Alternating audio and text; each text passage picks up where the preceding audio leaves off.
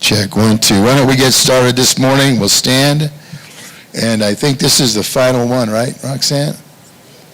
This is a final installment. We've been listening to a lecture by a man who, by his own description, was an evolutionist. He believed in the Darwin's theory that everything kind of came from nothing and that life just happened by complete happenstance, an accident in nature, and then managed to evolve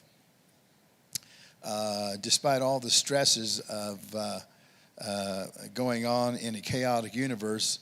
It evolved into what we have present day, and man is nothing more than the result of just a chaotic and accidental stream of events. And he came to the conclusion as an adult that those things were not true and were not supported by science. He has given his heart to Jesus Christ. He's a student of the Bible. And as a scientist, he's studying these things, and he's saying that the truth has been there all along. That in a complex universe like this, where the fingerprints of a creator are all over the place. And so what he does in these lectures is, as we've been seeing, he's showing scientifically how the conclusions of evolution are simply can't be correct, and how that they're wrong. He's looking at, for example, the evidence of an old Earth versus a new Earth or young Earth. What he means by that is we were all taught in school that the Earth must be 3 to 5 billion years old. And the reason why we were taught that is because they believed this theory of evolution, and they needed time. You got to have enough time for evolution to work. And so it's not like the evidence demanded, oh yeah, look, the Earth is 3 billion years old. The evidence shows that. That's not why they came to the conclusion. They chose that number because they need time for evolution to work. But he's showing evidence after evidence after evidence that proves that the planet we live on is not billions of years old, but thousands of years old at the most, simply by what we can observe through what they call empirical evidence. And so you might ask, why are we studying this in Sunday school? Well, because this is the Bible tells us how the heavens and the earth were created in Genesis chapter 1, the very beginning of God's book. And it's there because we need to understand what the past. Here we haven't even opened in prayer yet, but we need to understand the past, understand the present, and to understand what is in our future. And so we're just going to go ahead and we're just going to worship God, and then we're just going to open in a word of prayer. Maybe Pastor Robert, if you would open us in prayer. Let's just worship God. Father, we thank you and we praise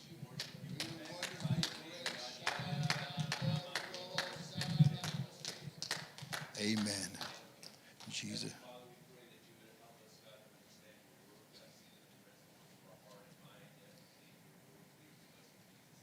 Amen. So we're going to go and be seated. We're going to go ahead and show the final installment. We'll begin a new series next week.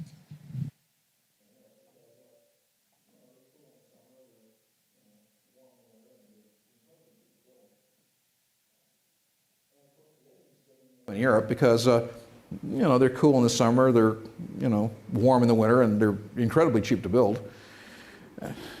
And of course today you can study Neanderthal culture. They had language, art, music. They were religious. They buried their dead with religious artifacts and graves and so forth. They were absolutely, totally, 100% human. Even the DNA proves that they're human. So the Stone Age is just nothing but the people who left the Tower of Babel and migrated to Europe and lived there for a couple hundred years, establishing civilization. And dinosaurs lived recently. When I was growing up at Berkeley, they told me dinosaurs haven't existed 65, 70 million years. They all became extinct. That a human being never saw a dinosaur. When I was an evolutionist, I believed that. I don't anymore. You see, when you go to these natural history museums, they show you all these fossils of dinosaurs and dioramas and so forth. They tell you, oh, they've been dead for 65, 70 million years. I don't think so anymore. For example, how many of you know 1990, we found dinosaur blood cells in a T-Rex bone, and the hemoglobin was still in the blood cells. You don't believe me? This is an actual photograph of dinosaur blood cells in a T-Rex bone found in 1990 in Montana by the evolutionist paleontologist Dr. Mary Schweitzer. Now, Dr. Mary Schweitzer is an incredibly intelligent woman, unfortunately still an evolutionist, but she's a very talented paleontologist, a very intelligent woman. And in 1990, now she's a bone digger. She likes to dig bones, and she really likes to dig up T-Rex bones, and you only dig up T-Rex bones in Montana. So she's working at Montana State University Northern Campus in 1990. She's out digging up T-Rex bones, and she finds blood cells inside. Well, obviously, this discovery refuted evolution. Is that correct? I mean, I don't know, but a problem that I have a big problem with blood cells lasting 65, 68 million years in the ground. How about you? You know?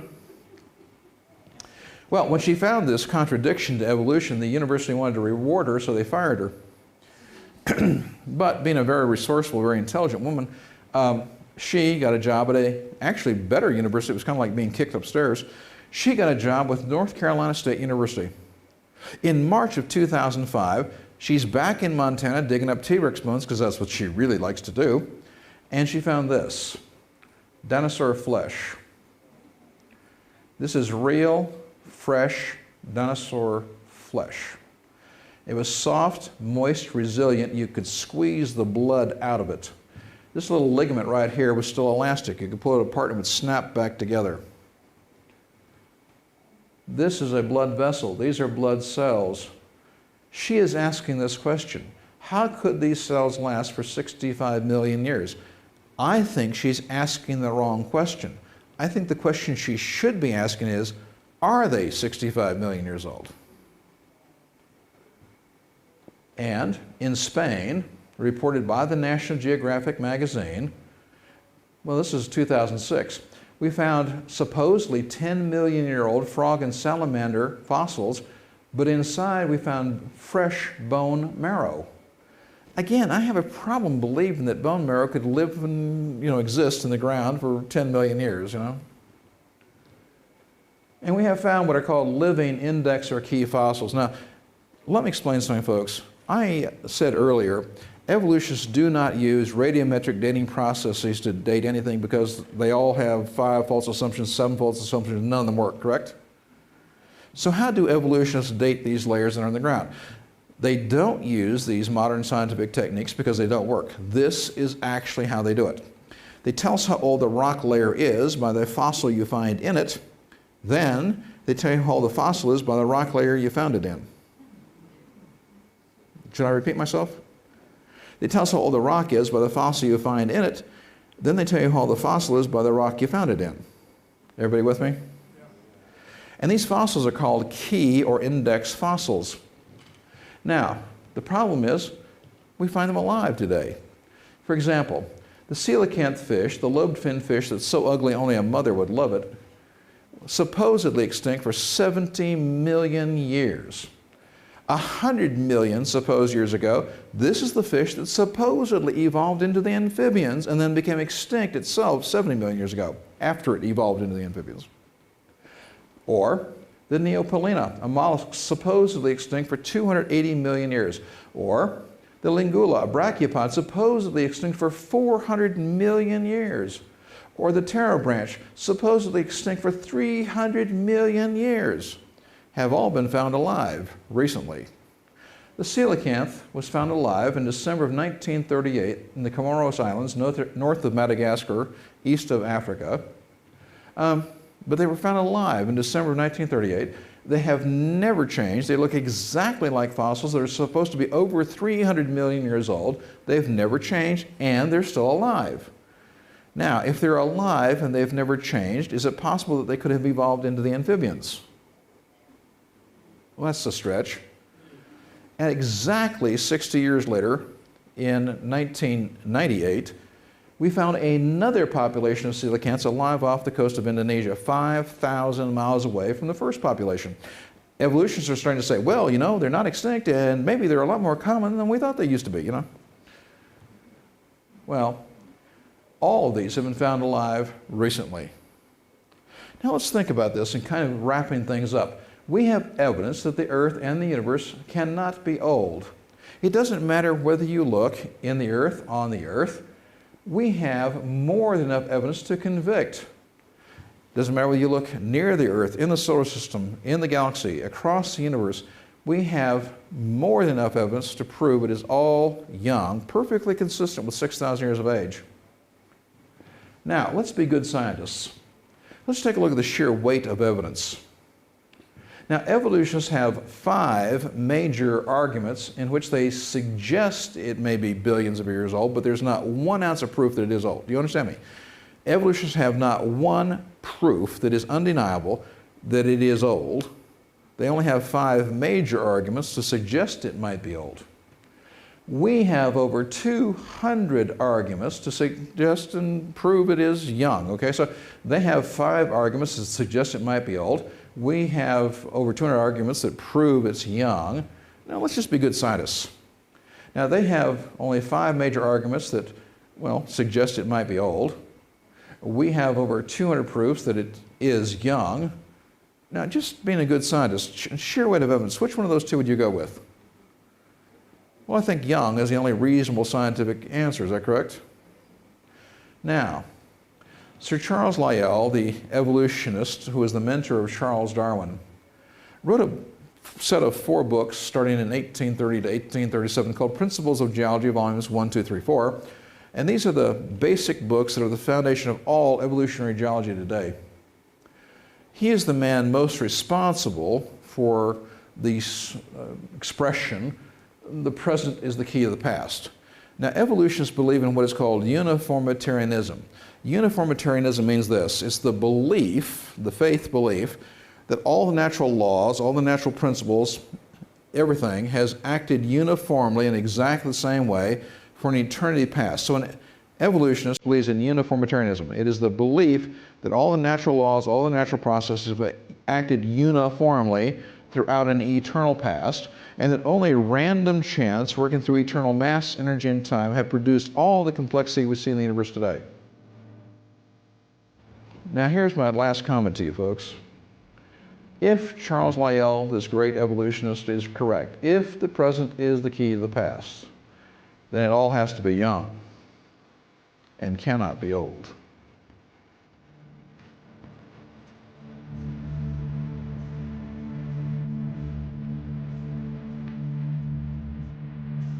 Wow, that was a lot shorter than that was going to be.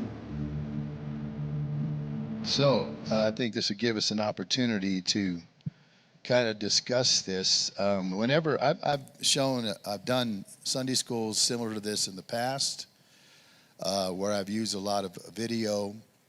One particular video is called Privileged Planet, based on a book by 2 astrophysicists who came to the conclusion that there was too much complexity in our universe and too many coincidences for this to be accidental, that it strongly suggested a plan and a planner and a creator. And these 2 men were summarily, like the woman he mentioned, were dismissed. They were fired from their positions at Iowa State University. But they published their book, and it was made into a video. And basically, they were just saying that if you look at the Earth, if you look at our solar system, if you look at our galaxy or the universe at large, and the laws that are observed to govern the physical universe, you can't help but come to the understanding that they're too finely tuned to be accidental, that the force of gravity is just at the right level, the nuclear force at the nucleus of every atom that holds 2 particles that should repel each other, but they don't. They cling to each other by some mysterious force they call the nuclear force. That's just at the right strength. All of these things are at the perfect levels to make life possible on this planet. And, that sounds too much like there's a God. And so they got fired. And it's something that we have to learn about. God gave us a brain, and he intends us to use it. And we've been raised in an environment where we've been indoctrinated. And went to school, and from the time you're in kindergarten to you graduate, you are told over and over again that we've evolved, and that there is no God, and that this is all just a big accident, and it is somehow virtuous to evolve. And you'll even hear people say, "Oh, evolve," meaning why don't you grow up, or why don't you mature, or why don't you be smart like me, is what they're really saying. And that's been ingrained in our thinking, and so we just come to believe it. We assume they wouldn't be saying it unless they've studied it and they've learned it to be true, and they're passing on their knowledge to us. Otherwise, why would they be saying it? That's kind of the assumption that we make. And so when you have a differing opinion, you feel kind of intimidated into saying nothing. What is the story of the fable of the emperor's new clothes? Who knows that story? Anybody? I think we've all heard it. If you haven't, it's something along these lines. There was a king who was duped into thinking that these new suit of clothes he was going to buy were special. And the con men basically told him only the virtuous among us can actually see these clothes. They're beautiful and made of the finest materials, but they're only visible to people of the highest virtue and wisdom. And so, of course, the king couldn't see anything, but he was too embarrassed to admit that he couldn't see them, and so he claimed to see it. And oh, yes, I see it. And so he paid this high price for these wonderful clothes, and then they put them on him, and he went on parade, and he doesn't have any clothes on. But he's pretending that he does because he doesn't want to admit that he can't see the clothes. And so everybody who heard about it, no one's saying anything because they can't see the clothes. And they're thinking, oh, no, I'm not smart enough to see the clothes. I'm not wise enough. I'm not virtuous enough to see the clothes. But they don't want to admit it. And so they're like, oh, how beautiful, how wonderful. Until there's the kid in the crowd who speaks up and says, hey, why is the king naked? And then the king hears him, sees himself, and he realizes he's been duped. And variations of the story, he vanishes out of embarrassment or runs off. But that's basically what this is like. It's like we were taught this theory that everything happened by mere accident. And so then you're looking at it and you're saying, but that doesn't make any sense. That doesn't, how can that be? But you don't dare say anything because you don't want to appear unwise or you don't want to embarrass yourself, so you say nothing. When everybody, even the scientists, are looking at the evidence, and they know that the evidence doesn't support what they're saying, but they don't want to say anything. And the main reason why they don't want to say anything is because if you're in academia, it's all about funding. It's all about money. They don't produce anything in terms of, something that's money making. They get tuition from students, but they rely on grants from government and from private donors. I was talking to somebody just recently, and they were pointing out to me how various large universities have endowments. An endowment is basically a financial base that's been established for that university. And universities like Yale and Harvard, all the Ivy League schools, Notre Dame, and even state schools, some of them have endowments in the billions of dollars, $50 billion. And that money is there, is kind of underwriting what's happening there. And he was telling me that the person responsible for managing the endowment for that university gets a percentage of the interest, because that billions of dollars are sitting in banks somewhere earning all this interest, and they get a percentage. And so they're getting wealthy just managing the endowment for a university. And that's what they rely on. They have to have the favor of the people with the money. And so their song and dance will be whatever they want is required of them. And they wouldn't dare. They would not dare challenge the great God Darwin.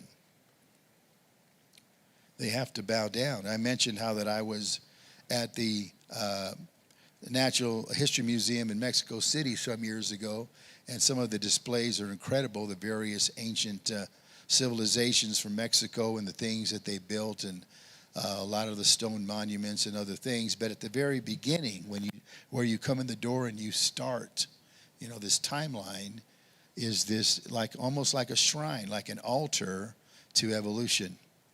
It has like a painting on the wall, and there is the ocean and the little bugs and amoebas in the ocean, and it turns into a one-celled creature that evolves into some kind of a fish who crawls out of the water and grows legs, and then eventually becomes this animal, and then a monkey, and voila, here we are building museums, And so it's no evidence is given. It's just like a shrine, like an altar to a false god. And so this man in the video got saved before he changed his mind about evolution. And you might say, well, wouldn't it have been better if he had changed his mind and then because of the evidence got saved? Wouldn't that sound better? Maybe, except that his eyes were closed. There are none so blind as one who will not see.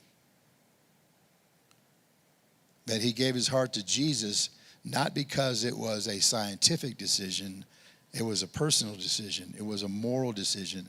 He saw his desperate need and he got saved. And when he got saved, his eyes were opened. When he got saved, his mind and his heart were set free from the bondage, and he could see clearly for the first time. I remember being exactly the same way when I became a Christian. I got saved, and I didn't get saved because Christians had better politics. I didn't get saved because Christians had better opinions about this or that. That meant nothing to me. If anything, I was liberal. I was progressive in that sense. I was far more inclined to believe the left than the right. And the right kind of turned me off. I didn't like those people. But that's not why I got saved. I got saved because I was a sinner. I got saved because I heard about the rapture and I didn't want to miss it. I got saved because I heard of heaven and hell and I didn't want to go to hell. And I knew I was a sinner, and I gave my life to Jesus that night, and he made himself real to me. But as I began to serve God, my eyes were opened. As I began to read the Bible, I began to realize, hey, wait a minute. All this stuff I believed for years is not even true. It's all wrong. And that's when I changed my mind. I would go to church and I would hear Pastor Warner preach righteousness out of the Word of God. And I began to realize, wow, man, my whole viewpoint on life was totally bogus. Evolution is wrong. I mean, abortion, rather, is wrong. I remember being in high school and arguing with people about subjects like that, and thinking that, a woman's right to choose and all of that. And then I began to realize after becoming a Christian that my whole view of reality was totally bogus. It was wrong because I was in sin. And so that's what happened with this man. He got saved. He began to look at the evidence, go back to his job, so to speak. And he realized, wow, wait a minute. This is completely wrong, and I'm not going to pretend anymore. And so now this is what he does as a ministry. He goes around and he very powerfully exposes the truth. I don't know if you caught what he was saying, but he was talking about this one researcher, this woman who believes in evolution. She likes to study T-Rexes, Tyrannosaurus rexes, in Montana, and she found remains from a T-Rex, and there was still hemoglobin in the blood cells. She found blood cells after 65 million years. There's no blood cells after 65 million years, but she found blood cells, and there was still hemoglobin in the blood cells for a T-Rex. And so when she made the discovery known, this is obviously a landmark discovery. This is, she should get a Nobel Prize for science for a discovery like that. But instead, she was fired. She was fired by who? The university. Why? Because of money. They're not about discovering the truth. They're about towing the party line and not making the donors upset. And so she was dismissed. And then he went on to talk about how that they found fossils, frogs and salamanders, and there's still bone marrow.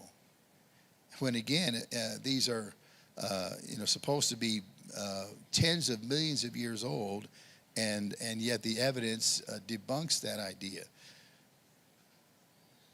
They use, and he refers to this, something called circular reasoning. What's circular reasoning? Circular reasoning is where you support one conclusion by another conclusion, and then you support that conclusion by using the other conclusion. In other words, this is what they do. He says, he made this clear in the previous ones, the only way that they can date rocks, in other words, where they can fix the date of a certain strata of rock, they'll look at it and say, okay, well, how do we figure out how old this layer of rock is? They use what they call an index fossil. An index fossil is a fossil of a particular kind of an animal or creature that indicates how old that layer must be. And so they'll look at the index fossil, a slug or a lizard or whatever, and they'll say, aha, we know that this lizard fossil is 65 million years old, so that means this layer of rock must be 65 million years old. But then you say, well, how do you know? How did you conclude that that particular fossil is 65 million years old? What was the proof? Who remembers what he said? Andrew?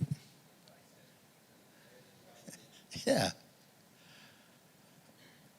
How do you know that fossil is 65 million? Well, because we found it in a strata that's 65 million years. Well, how do you know? Because of the index fossil.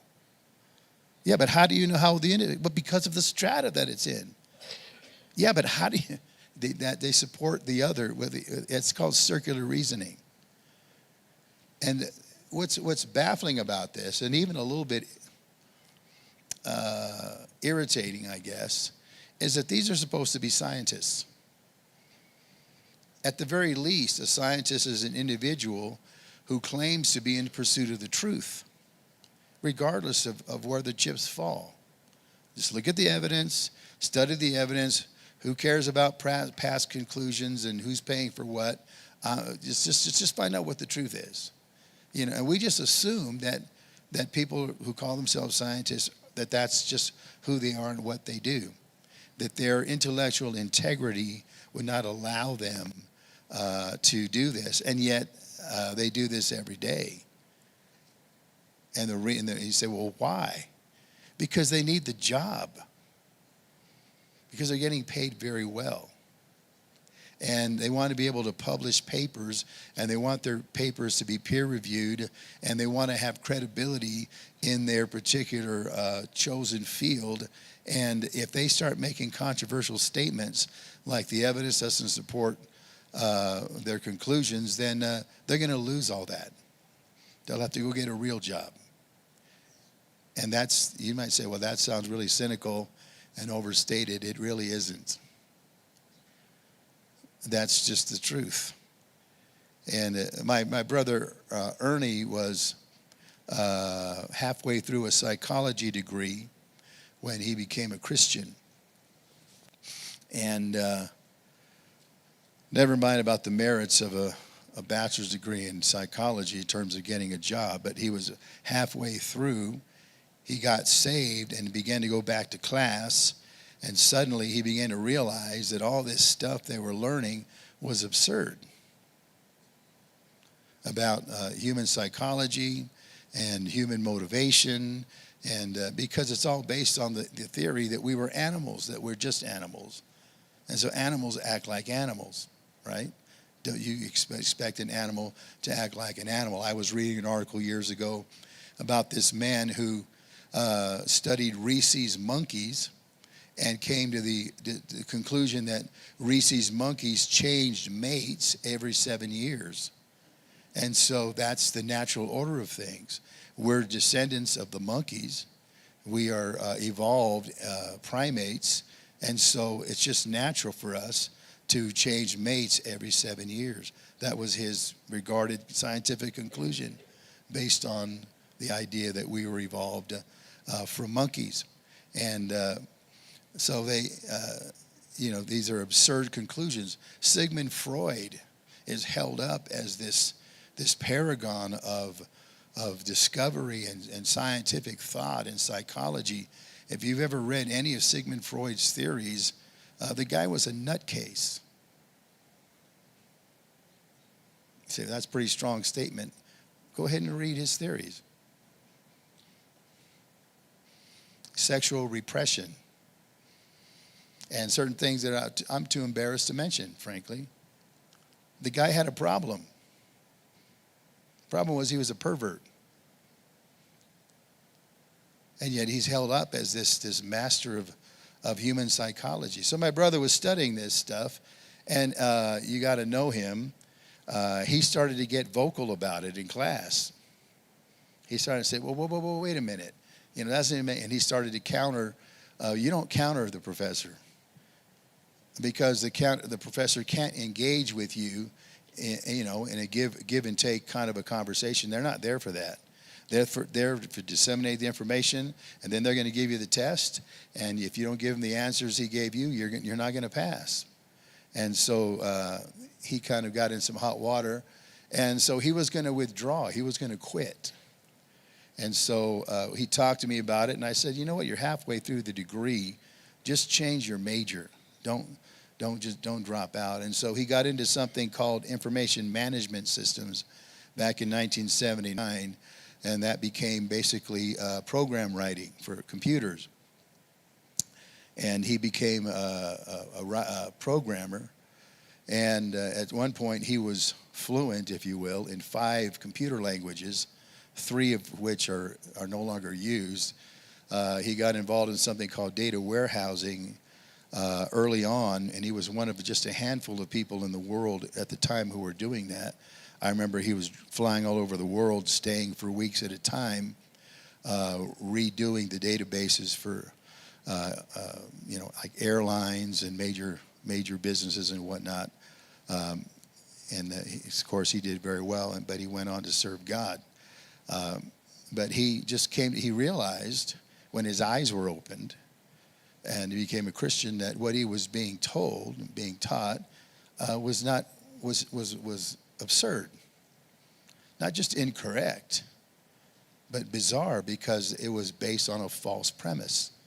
And the false premise is that God didn't create us. There's no God. This is all just an accident. And so if it's an accident, and if we evolved and from a lower species like a primate, then those characteristics should still be in us, and it would only be natural to act like an animal.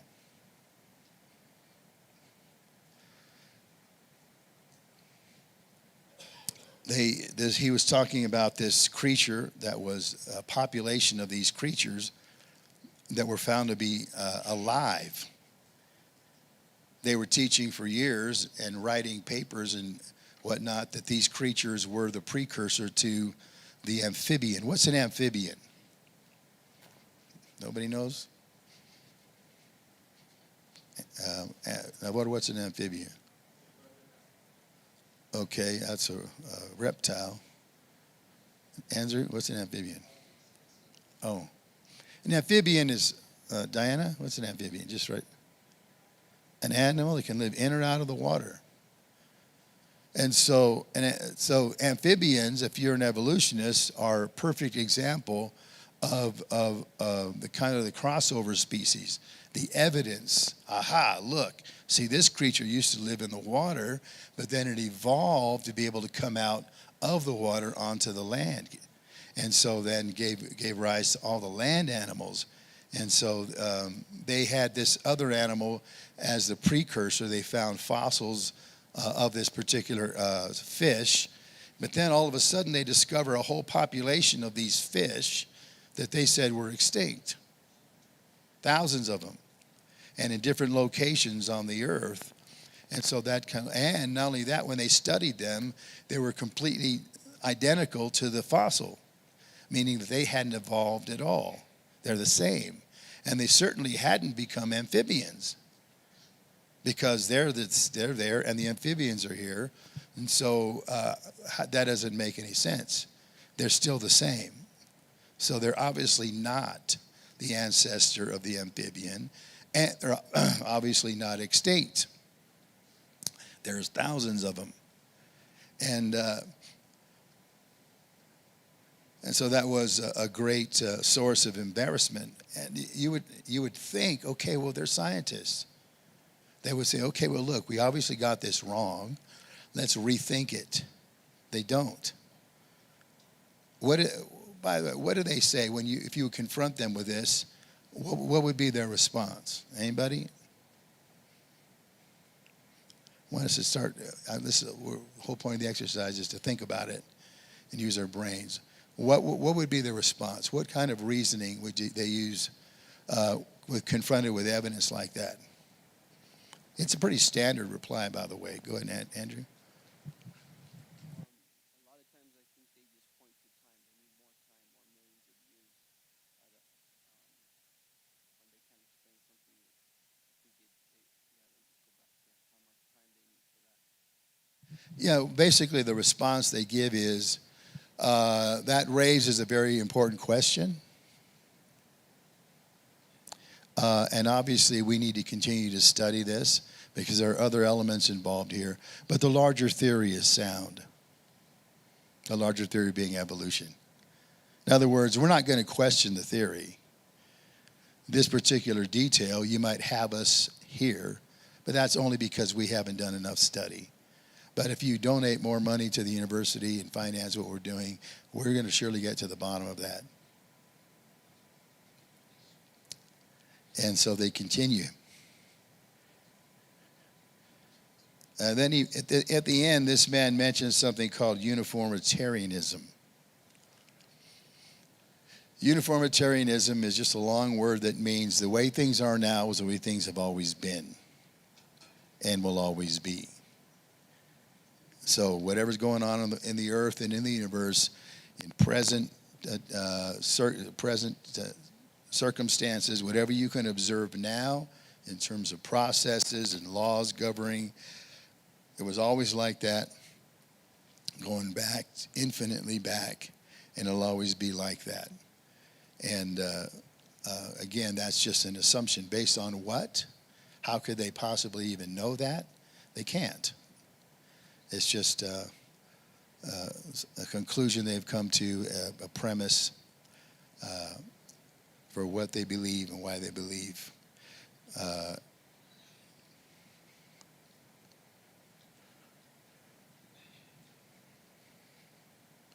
And this is the point of this Sunday school, and we're going to, I'm open up for any questions you may have or comments, but is not that we're going to go out on an outreach and say, hey, you realize, of course, that those index fossils are not really that old because, the circular, we don't get anybody saved by doing that. We preach Jesus Christ and Him crucified, and we share our testimony. But this is for us. This is why Sunday school is for instructing the saints. I'm not going to preach a sermon on something like this unless there's some kind of an angle that, would illuminate who Jesus is. But this is for us. This is our eyes being opened and us realizing the world that we're living in, that this world is truth is not held in esteem, that what is right is not something that the general person or the world around us wants or holds up. We live in a fallen world. We live in a world that's shrouded in spiritual darkness. And spiritual darkness leads to intellectual darkness. It leads to people willing to see things that are not so, or believe things that are not so. As I said, there are none so blind as one who will not see. But this is for our benefit, that the Word of God begins with a very clear description of how God made the heavens and the earth. And we can believe it. And if Genesis 1 is true, then Revelation chapter 22 is true, and every chapter in between. But if you doubt the first chapter, then why would you believe any other chapter? If you doubt the very first words, in the beginning, God created the heavens and the earth, then why would you believe the last word, which is amen? And so that's why this kind of thing is important. Because this isn't just us giving our side of the argument. This is, if you saw these videos, here's a man who was studying this literally from the time he was in third grade by his own testimony. His father was a professor at UC Berkeley, Berkeley, California, and he was around those labs all day. He became a geologist, believing very firmly in Darwinistic evolution, and then he became a Christian. His eyes are open. He began to look at all the evidence and say, this is completely bogus from a scientific point of view. Why are we teaching this? And he began to realize that ultimately it was spiritual. It's philosophical and not scientific. And so he's now stating the obvious. The earth's not 5 billion years old. The earth is actually rather young by looking at the evidence, not just the earth, but the larger universe. So, any comments? Navor?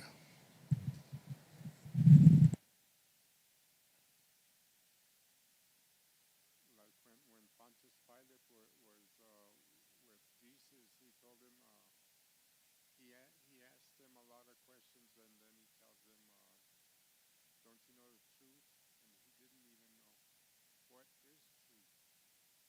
He said that the Pharisees were what they were up to, but yet he denied it. Yeah, that was a very important statement by Pontius Pilate, and that speaks right to it. He's face to face with the truth. Jesus is the truth, the way, and the life. He's the Word made flesh. He's face to face with the truth, and when Jesus confronts him with the truth, his response is, what is truth? It was a philosophical answer. Not scientific, not theological. Well, what is truth? That's the little slippery, nobody really knows, and so I can't really be nailed down. And that's not science. And so that's very, very good input. Anybody else? Any other comments? Ron? Oh, who? Okay.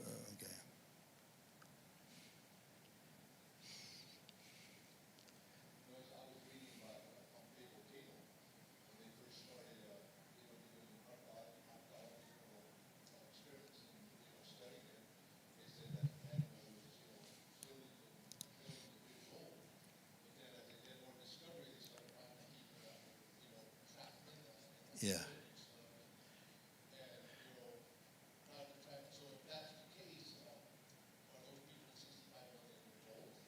Yeah.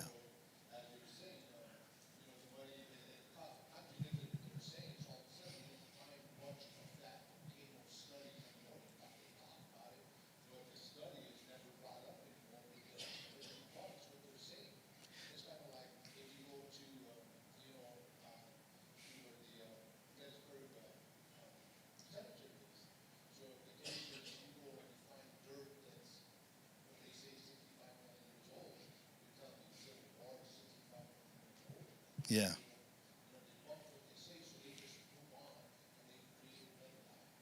Yeah, and they just ignore it and say, yeah, well, we're continuing to study. And he was talking about some of those things, veins of coal they said, oh, coal, it takes millions. Don't you know? It takes millions of years for coal to form. So the world's got to be old. Then they're finding man-made objects embedded in the coal beds. And so they, oh, well, gee, well, maybe it doesn't take that long. Remember we were talking about the stalactites and stalagmites in the caves? Don't you know that takes a million years for that to form? You know, don't touch it. You're going to mess it up.